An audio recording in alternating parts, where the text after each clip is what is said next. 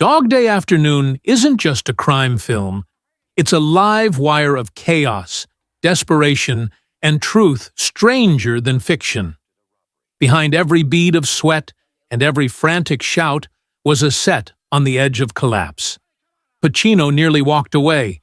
The cast risked their health, and reality kept barging in from the Brooklyn streets. What you'll see today are 20 shocking truths, casting battles, dangerous filming conditions, and moments so raw they blurred the line between acting and survival. And stick around, because the bonus fact may be the strangest twist of them all. Improvised chaos. Unlike most heist dramas, Dog Day Afternoon didn't stick to rigid dialogue. Sidney Lumet encouraged his cast to riff off outlines, stumbling, interrupting, and rambling like real people in crisis. Pacino thrived, pacing and shouting unscripted lines, while Cazale's pauses made Sal more chilling. Even the hostages improvised pleas, giving the film a raw documentary energy. The messiness wasn't a flaw, it was the point. It captured the panic and confusion of a real standoff, making viewers feel like they were eavesdropping on history, not watching a script unfold. Pacino almost quit days. Before cameras rolled, Al Pacino phoned Lumet ready to walk away. Exhausted, depressed, and doubting he could handle the pressure, he nearly abandoned the role that would define his career. Lumet convinced him the part wasn't about action, but about humanity under siege. Pacino reluctantly stayed, channeling his fragile mental state into Sonny's twitchy, desperate performance. His exhaustion, sweat, and paranoia weren't just acting. They were real. Without that crisis of confidence, Dog Day Afternoon might have lost its beating heart, and cinema might have lost one of its rawest performances. Chronological shoot to keep tension real. Lumet made the rare choice to film the story almost entirely in sequence. From the first stick-up to the final betrayal, events unfolded for the actors in the same order the audience would see them. Each day, exhaustion deepened. The heat, the arguments, and the stress piled on naturally, just as they would in a real siege. By the time the finale arrived, Pacino and Cazale weren't just playing drained, they were drained.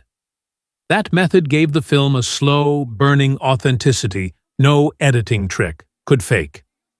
Wyoming slip. When asked which country Sal wanted to escape to, John Cazale quietly muttered, "Wyoming." The bizarre answer wasn't scripted, it was pure Cazale. The absurdity stunned everyone on set, perfectly capturing Sal's confusion, naivety, and fragility. A man planning an international getaway, but unable to think beyond U.S. borders, suddenly became hauntingly real. Lumet kept it in, calling it the essence of Sal. That strange, improvised line turned into one of the film's most chilling moments, a glimpse into a character too broken to even dream of escape. Robber in theater. The film's surreal twist came when John Wojtowicz, the real-life robber who inspired the story, sat in a theater and watched Pacino portray him. He laughed, clapped, and even shouted advice at the screen. Wojtowicz later admitted Pacino nailed his spirit, but joked the actor looked too good compared to his own stocky frame. The bizarre spectacle of a criminal applauding his fictionalized self blurred the line between reality and cinema. It wasn't just a dramatization of a heist, it was a myth being built while its originator watched in the dark. Studio Panic Warner Brothers executives panicked when they saw the early footage. No slick heist, no glamour, just sweaty faces yelling inside a cramped bank. Some even suggested shelving the project, fearing audiences wouldn't sit through 2 hours of claustrophobic chaos. Lumet fought back, insisting they were making something revolutionary. Pacino's growing stardom eventually saved the project. Ironically, the very things executives feared, grit, exhaustion, and hopelessness were what critics praised. The gamble paid off, turning Dog Day Afternoon into a box office success and a landmark in cinema realism. Real Brooklyn crowd. Instead of polished extras, Lumet hired actual locals from the Brooklyn neighborhood, where the film shot. Shopkeepers, barbers, and kids filled the sidewalks, reacting however they wanted. When Pacino shouted, some cheered, others jeered, and the result was pure, unscripted electricity. Those real faces gave the movie its time capsule quality. Gritty, messy, alive. They weren't pretending. They were living New York in 1975. That authenticity can't be faked, and it's why the crowd scenes feel more dangerous and unpredictable than anything Hollywood could stage. Pacino collapses. Pushing his body to the edge, Pacino worked long hours in sweltering heat while barely eating. One day, the toll caught up with him. He collapsed on set. Crew rushed to help, but Pacino insisted on continuing once revived.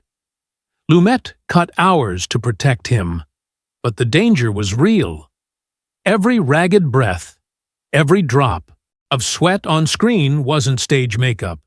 It was his body breaking down. Pacino later admitted no role ever demanded more from him, physically or emotionally. He risked his health to give Sonny authenticity. Rolling forever, Lumet had a trick. He rarely yelled, "Cut!" Cameras kept rolling, even as actors thought scenes were over. Pacino slumping into a chair, Cazal muttering under his breath, hostages sighing in silence, all became part of the film. This blurred the line between acting and reality.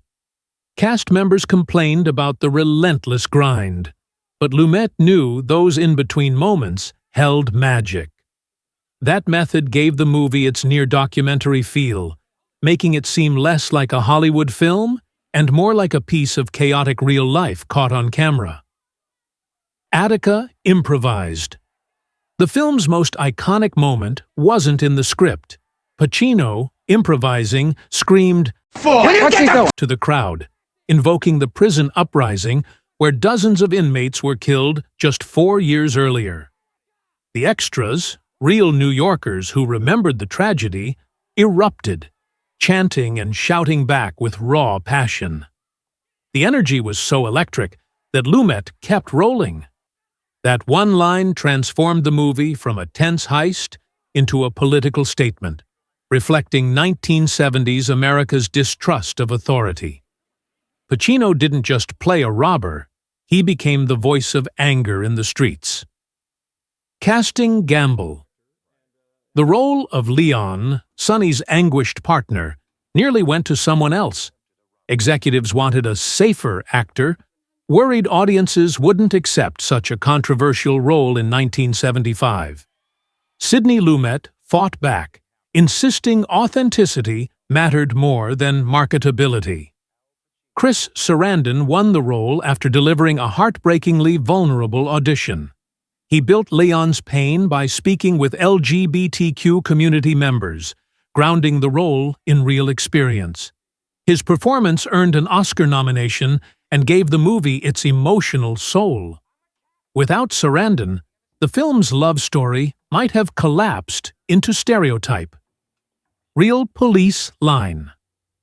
To heighten authenticity, Lumet filled the barricades outside the bank with real New York City officers. They weren't just acting, they were working double duty, securing the chaotic set while playing themselves on screen. The swarm of uniforms, radios, and weapons added an unnerving realism. Pacino later admitted he often couldn't tell who was hired for the film and who was actually protecting it. That edge of uncertainty made the standoff scenes feel genuinely dangerous, as if at any moment, real bullets could fly instead of blanks. Starving for role. Determined to embody Sonny's exhaustion, Pacino ate almost nothing during filming. He survived on black coffee and small bites of fruit, growing thinner and more jittery each day. Crew begged him to eat, but he insisted the hunger fueled his performance. Lumet never asked for such sacrifice, yet he saw the raw intensity it created.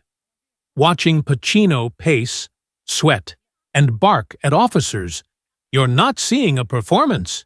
You're watching a man starve himself into character.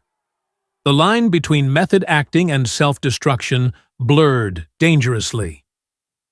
Haunting visits. Several of the real hostages from Wojtiewicz's 1972 bank robbery quietly visited the set. For some, it was cathartic to watch their trauma reenacted with distance. For others, it reopened wounds. One left in tears, unable to stay.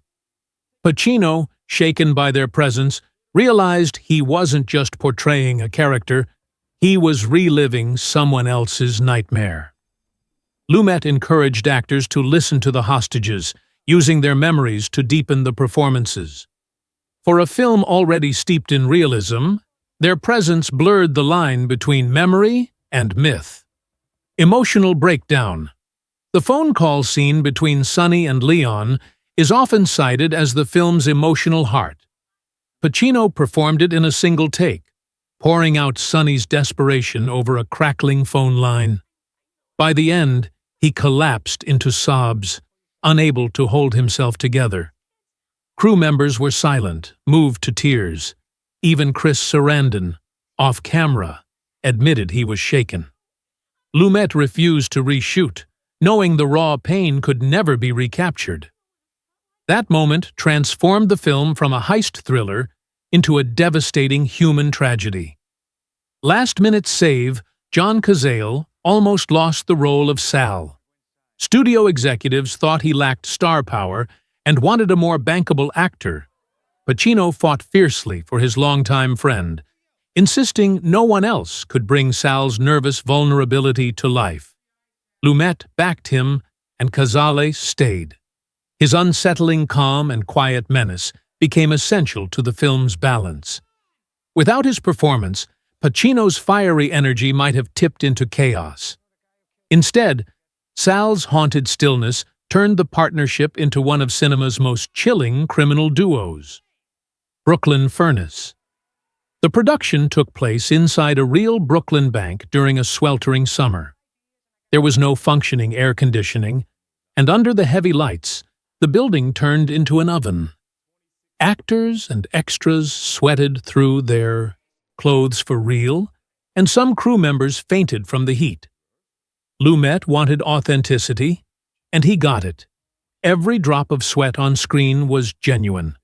The suffocating conditions mirrored the hostages' tension, turning the set itself into a pressure cooker. The title, Dog Day Afternoon, wasn't metaphor. It was lived experience. Shock finale. The ending stunned even the cast. Lumet gave John Cazale little warning before the blank shot rang out, killing Sal in an instant. His sudden slump was frighteningly real. Pacino's horrified reaction as Sonny realized his partner was dead wasn't rehearsed either. It was pure shock. The silence on set afterward was heavy, as if everyone had just witnessed an actual execution. Critics later praised the ending as one of cinema's most devastating betrayals, a gut punch that left scars on both the actors and the audience. Gang threats. Filming in Brooklyn wasn't just uncomfortable, it was dangerous. Local gangs noticed the expensive cameras and lights, and soon crew trucks were vandalized and equipment stolen. Rumors spread that protection money was demanded to keep the shoot safe. Lumet had to negotiate with community leaders to keep filming on track. Pacino later admitted he felt uneasy, even walking to set. The fear bled into the film, making its tension feel authentic. The danger wasn't just in the story, it lurked outside the bank, in real life. One-take rule. Pacino poured everything into a single explosive take. Once he hit the emotional peak, he begged Lumet not to make him repeat it. The director, famous for fast shooting schedules, agreed. If Pacino nailed it, they moved on. That's why so many moments feel jagged, unpolished, and painfully real. The phone call to Leon, done in one go, still stands as one of cinema's rawest performances. Pacino didn't think he could survive it twice. What audiences saw wasn't rehearsed perfection, it was survival on film. Bonus fact: lawsuit legacy. After the film's release, John Wojtowicz sued Warner Brothers, claiming they profited from his life without proper compensation. To everyone's surprise, he won. He received $7,500 plus a share of the profits, money he used to help fund his partner's gender-affirming surgery, the very reason behind his original crime. It was a bizarre full-circle moment. A Hollywood movie about a desperate act ended up paying for the dream that inspired it. Reality and cinema didn't just collide. They intertwined in the strangest way imaginable. Dog Day Afternoon wasn't crafted to be glamorous. It was carved out of sweat, fear, and raw humanity. What began as a desperate Brooklyn heist became a landmark in cinema, forever changing how crime stories were told. Pacino pushed himself to the breaking point. Cazale left us with one of his most haunting roles, and Sidney Lumet turned chaos into art. And as you've seen, the truth behind the film is even stranger than the script. If you enjoyed uncovering these hidden stories, hit that like button, subscribe for more movie deep dives, and tell us in the comments which classic film you want exposed next. Because in Hollywood, the most shocking secrets are always hiding just off camera.